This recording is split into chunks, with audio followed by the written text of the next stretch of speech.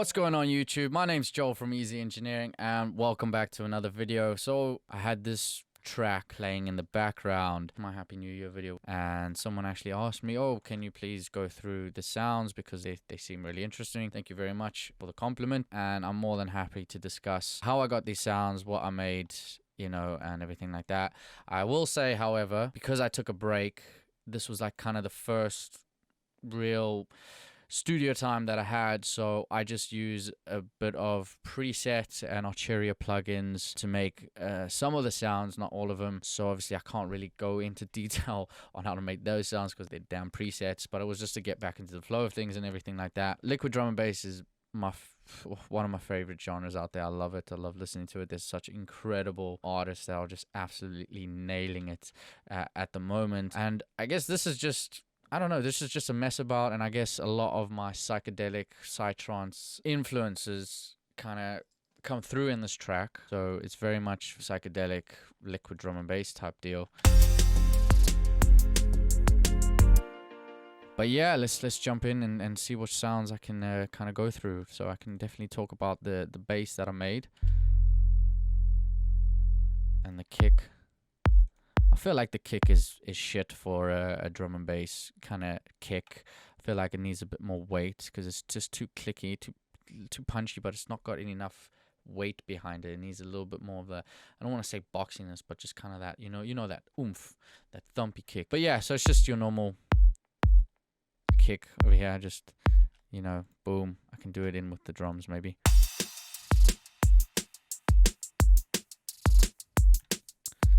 Right, so for, I don't know if people don't know already, this is how you create a drum and bass rhythm with your drums. This is the cool thing about drum and bass, is it's like techno where a lot of the movement of the elements really come from the percussion. That's kind of what creates the uniqueness, especially in liquid drum and bass. It's all about layering of your percussion. If you haven't checked it out, I've done a little bit of a video on psytrance percussion layering. It's not really the same to what I'm talking about over here, because in that video I'm talking about layering your percussion to kind of create more width, more stereo width, more tonality width, if you want to call it that. Whereas this, it's like all about layering different rhythms in such a nice and intricate way that they complement each other, rather than just kind of overlay, you know, a hi-hat on a hi-hat, a snare on a snare kind of thing. You can do that. I mean, don't, you know, I'm not telling you not to do that. This is, you know, there's no rules, but you know, within the perspective of creating that rhythm, it's all about, you know, kick,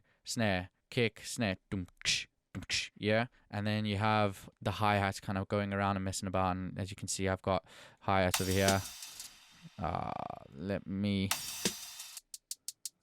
so there, that's it there, soloing it there. That's my snare over here, so let's snowler the snare.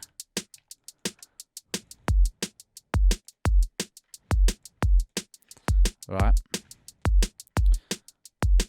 and then you see what I've done over here. I've got another layer of that drum kit, and I think it's the same hi-hat. Yeah, it's the same hi-hat.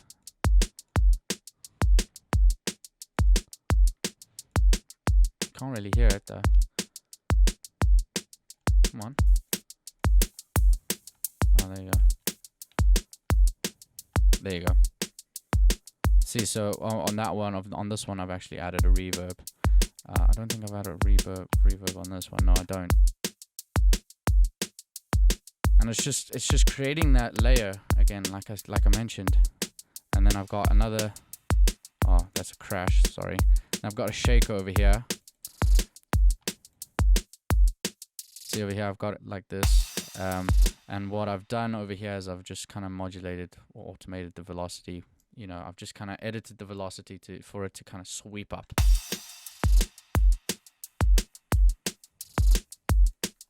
And that's a nice, cool first rhythm. And then I've got another drum kit. It's a different drum kit, as you can see, because then I kind of, you know, I'm changing the tonality a little bit. And then I've just, you know,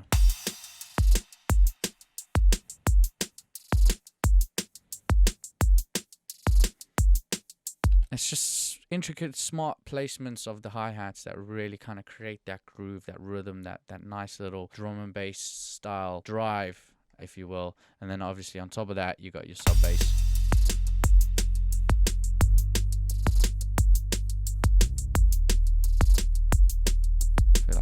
compressor's hitting too hard.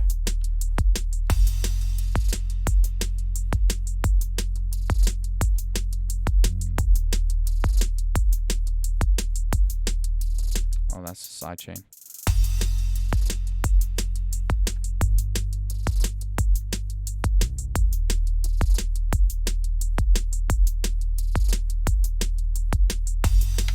Anyway, to talk about the sub bass, it's operator, and I've got two oscillators, one sine, one saw. The saw is obviously to get that nice beefy saw kind of aggressive bass sound that you have, and then the sine is obviously to kind of just boost the sub a little bit, which is interesting because I've got the course over here at 1 and the course over here at 0.5, and this is 0.5 for the saw and 1 for the sine. Usually it would be the other way around, because obviously the lower the sine is, the more kind of low end you're going to give to your sound. But I guess at the time, that's kind of what worked.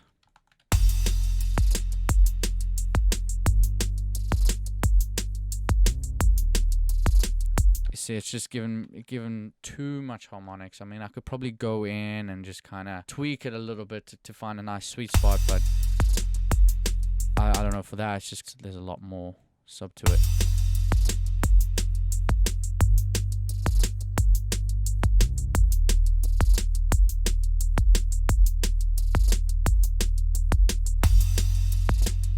There you go.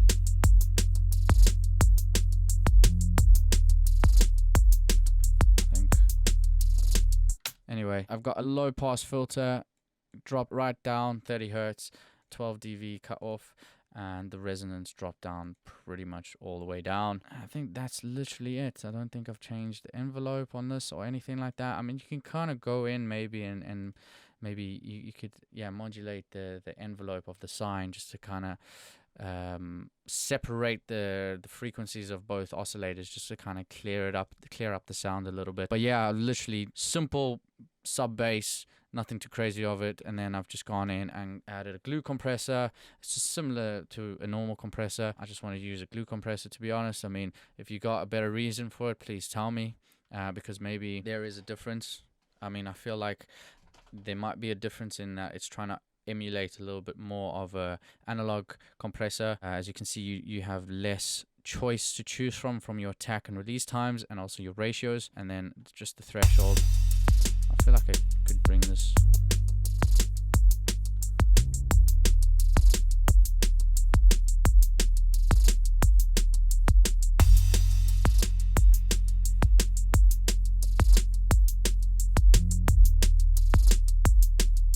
A little bit of a longer release because obviously it's a long drawn out note, but remember we've got a side chain to the kick, so that's also kind of helping with the muddiness a little bit. But because it's a long drawn out note, you want your release time to be a bit longer, and your attack time should probably be a little bit quicker.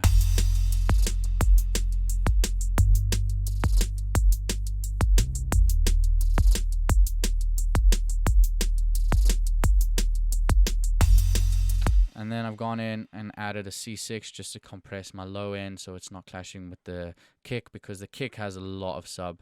Also, I've got a little bit, you see over here, I'm talking about a lot of sub.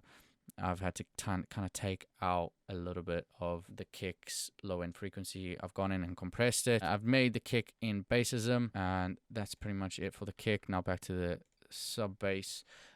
Just a nice little C6, and I've chosen a C6 because in my video where I discuss how plugin companies aren't really kind of showing, there's a lot more to your plugins than meets the eye, and with C6, when you add it in without even touching any settings, it's already kind of bringing a lot of harmonics to the sound. So that's why I've not really gone in and done anything else. I've just gone in to control the low end of my sub bass, and then what I've done is I've added two saturators in series of one another, saturating color and then a gentle saturator, and I've also dropped the mix down quite a bit on both just so I can get a nice blend between the two. And then I've just gone in and EQ'd. You see how I only EQ'd after all of this processing? I could probably use an EQ maybe after the C6, because like I said, it's adding in some harmonics.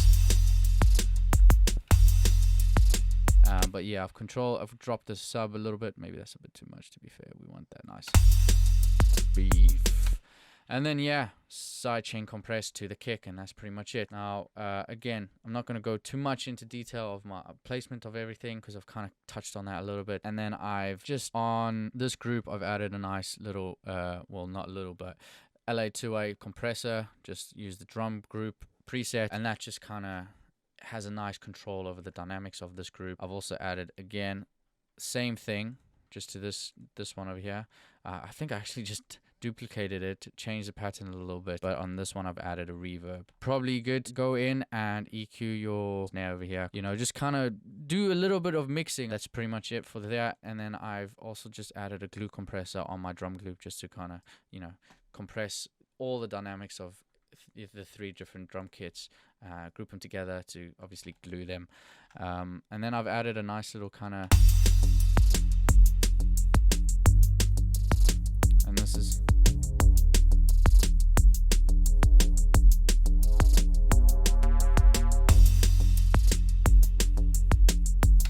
now this is an interesting sound. I feel like there's a few more adjustments I could make, but I made it in operator, as you can see. Changed the algorithm to that. I mean, I forgot to mention for the bass, I've changed it from FM to just normal subtractive synthesis. And what I've done is sine wave, sine 8, and then square. Just refined it a little bit just to kind of get.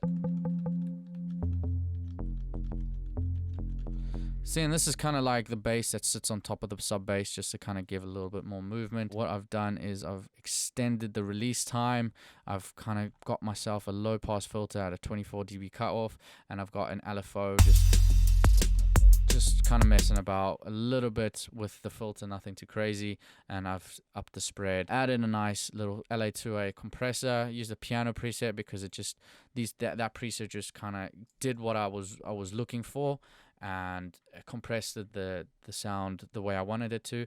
Obviously I've gone in and taken out my low end so it doesn't clash and muddy up with the sub bass and the kick, and then I EQ'd a little bit more, added in my saturator, and then I've added in a little bit of a reverb just to kind of give it some room, because again, it's not really your bass, but it's kind of acting as your second bass, just to kind of, you know, make it sound a little bit more interesting.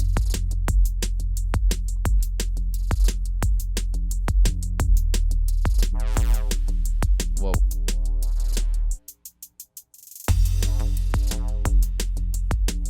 I mean, you could go in and, you know, record some interesting hits and whatever effects to it, and then just, you know, place them in if needed. I think this is probably one of my favorite sounds that I've made.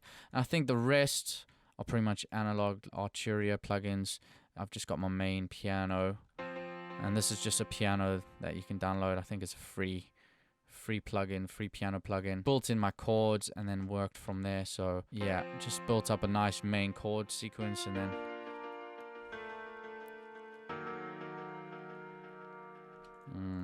might need to change something over here. But anyway, this is a sound that I made in Wavetable, and this is a nice little kind of growl sound. Right, Wavetable, it's got 2 oscillators, and so oscillator 1, oscillator 2, both have FM synthesis on it. Oscillator 1 has 80%, oscillator 2 has only 46. I've dropped them down, 12 semitones on this oscillator 2, 24 semitones on oscillator 1. I'm using my sub bass, my sub oscillator at -2. I've got basic shapes over here, basic shapes over there, and then I've just kind of found a nice little sweet spot that kind of works well between the two. They kind of cooperate very nicely. Then I've gone in and added another low pass filter, 12 dB cutoff, resonance up a little bit, giving it a little bit of a drive. And then this is where the kind of interesting bit happens, is modulating or automating the filter cutoff with my envelope 2. So envelope 2 over here, as you can see. There you go. And I think I've also got LFO1, just modulating it as well. Just I've got a nice slow rate over here, 51% amount. I've given it some unison, and then that's pretty much it for the sound. I will actually leave this as a downloadable link so you can check it out yourself and go into it further. But then I've just kind of processed it a little bit, as you can see over here. So compressed, EQ, Given it some chorus, some saturator. Again, I've put it in series, 2 saturators that give it some nice character, and then I've added in a reverb. So yeah, it's all about layering and stuff like that. But I'm gonna leave the video over here because I'm rambling on. And yeah, I hope you found this insightful. Like I said, I'm gonna leave obviously the sounds that I made for you to download. You can look into it yourself and see what I've done, and then just mess about with it yourself and see what works for you. But anyway, I hope you enjoyed this video. I hope you found it useful. Like I said, if you did, leave a like, comment down below, subscribe if you haven't subscribed already, and also if you want to get a notification of when I release another video, hit that little bell button on the side, and I'll see you guys in the next one.